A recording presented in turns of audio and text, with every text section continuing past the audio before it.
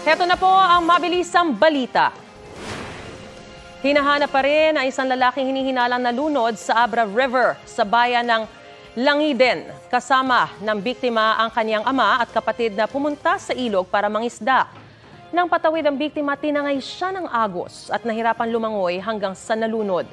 Posible umanong pinulikat ang biktima. Nakikipag-ugnayan ng mga otoridad sa iba pang bayan na nakakasakop sa Abra River.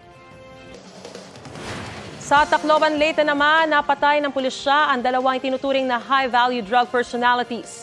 Huhulihin na sana sila sa buy-bust operation pero tumakas at nakipagbarilan sila sa mga pulis. Dead on arrival ang dalawa sa ospital. Arestado rin ang isang babae na maharap sa reklamong paglabag sa Comprehensive Dangerous Drugs Act. Nakuha sa kanila ang ilang sachet ng hinihinalang shabu, pera, kabilang ang marked money sa buy-bust at mga bala ng baril. Mga kapuso, para sa mga maiinit na balita, mag-subscribe sa GMA Integrated News sa YouTube. Sa mga kapuso abroad, subaybayan niyo po kami sa GMA Pinoy TV at sa www.gmanews.tv.